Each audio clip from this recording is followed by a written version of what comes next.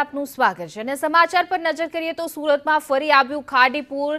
સળિયા હેમાદ ગામમાં ખાડીપુર, ખાડીના પાણી ગામમાં ઘૂસ્યા છે। હેમાદ ગામમાં ઘૂસ્યા ખાડીના પાણી। તો સુરતમાં દર વર્ષે સુરતીઓ જ્યાં પીડાઈ રહ્યા છે આ ગામમાં ખાડીના પૂરની પરિસ્થિતિ સર્જાણી છે। તત્ર સર્વત્ર પાણી જ પાણી જોવા મળી રહ્યું છે। ખાડીના પાણી છે ગામમાં ઘૂસી ગયા છે, મંદિર ડૂબી ગયા છે, રસ્તાઓ તળાવ બની ગયા છે।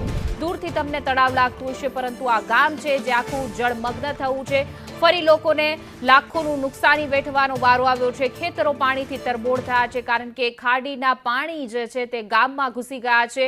દ્રશ્યોમાં જોઈ શકાય છે, આ એક્સક્લુઝિવ તસવીર અમે તમને બતાવી રહ્યા છીએ કે આખું ગામ પાણીથી તરબોળ થયું છે।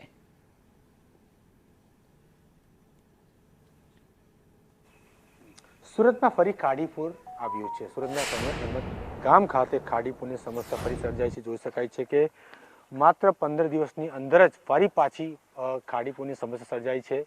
આ સણિયા અહેમદ ગામ છે જે જોઈ શકાય છે, મંદિર જે છે આખું પાણીમાં ગરકાવ થયેલું છે, રોડ પાણીમાં ગરકાવ થયેલા છે।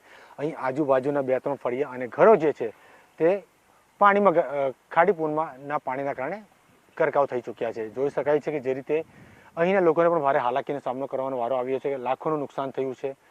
અહીંના રહેવાસી જે છે રામાનંદભાઈ શું કહી રહ્યા છે, શું કહેશો રામાનંદભાઈ, કેટલા સમયની સમસ્યા છે અને 15 દિવસમાં ફરી પાછી ખાડીપુરની સમસ્યા આવી?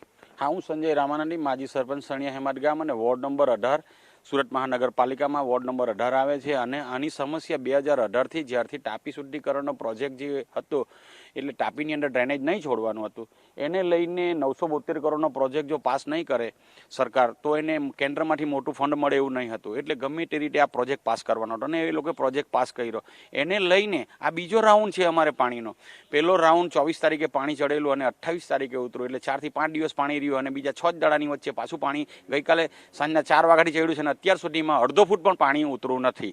કારણ કે એ ડ્રેનેજ જે પાણી છોડ્યું છે વરાછા અને વાલક ખાડીનું, એ ડ્રેનેજ અહીંયા સીધું ટ્રીટ કર્યા વગરનું ડ્રેનેજ આવે છે। અત્યારે તમે જોવો છો એ વરસાદી પાણી નથી, એ વાલક અને વરાછા ખાડીનું ડ્રેનેજ અને અંદર મિશ્ર વરસાદનું આ પાણી તમે જોઈ રહ્યા છો।